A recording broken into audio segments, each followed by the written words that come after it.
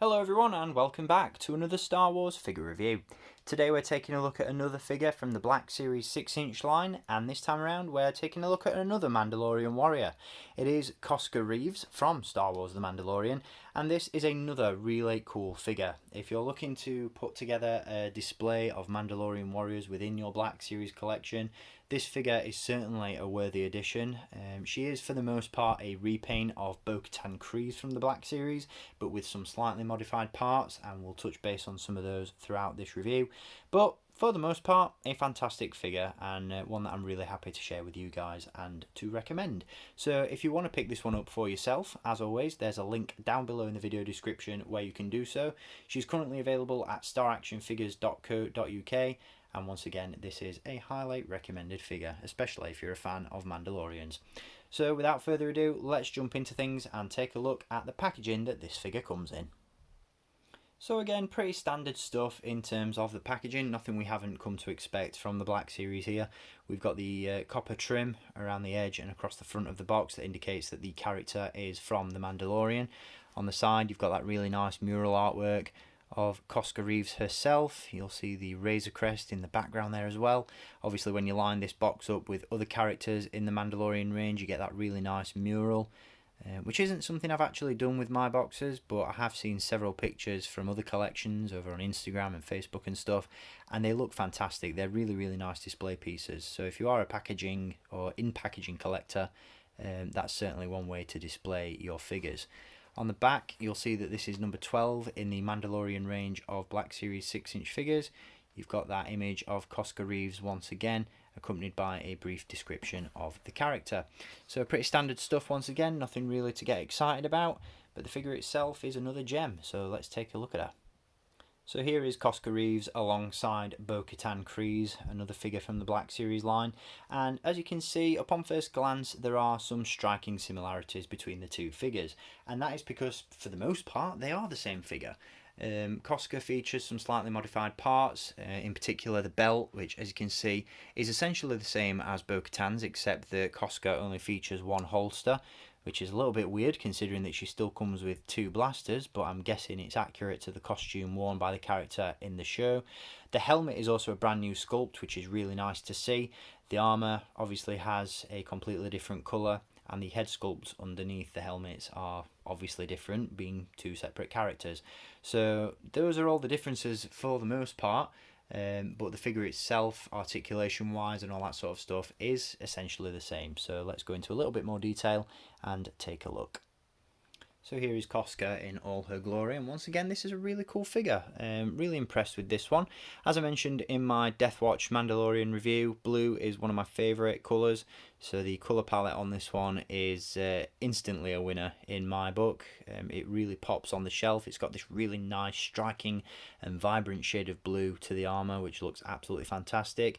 Some of the areas in which I award this figure a few more points than the Death Watch Mando are in the weathering department.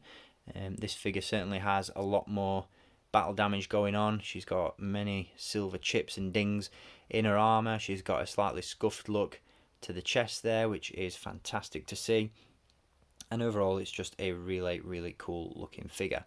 Now, as I mentioned, she is a repaint for the most part of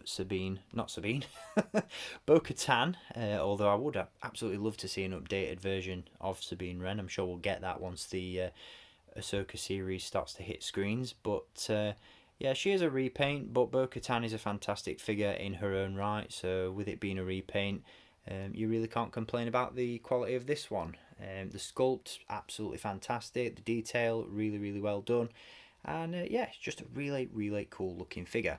Now, we'll touch base on the articulation on this one first, and then we'll go into all the details and accessories that this one comes with. So we do get, first and foremost, a ball joint at the head. Again, there's a ball joint at the base of the skull and in the bottom of the neck. So again, really nice fluid range of movement going on there. We have hinges and I believe butterfly joints at the shoulders. I'm not entirely sure there are butterfly joints actually, having said that. Yeah, they're just single hinges unfortunately, but never mind, still get a nice bit of posability out of those. There are hinges at the elbows as you can see, and hinges at the wrists as well. We have a ball joint at the waist and hinges at the hips. We have a swivel cut at the upper thigh, a hinge in the knee, hinges at the ankles, and a rocker there as well. So again, pretty standard articulation for the Black Series. Really nice range of posability in this figure. And again, she does look really, really cool. Now, with regards to accessories, she does come, as you can see, with 2 Mandalorian blaster pistols. Again, these are very reminiscent to the ones that we see in the Clone Wars animated series, used by members of the Death Watch and other Mandalorian warriors. She does feature a removable jetpack, which I haven't actually fixed permanently in place on this one because it's actually a decent fit. The only slight gripe I've got with it is that when you do nudge it, it tends to rotate, but at least it doesn't fall out, so that's always a plus.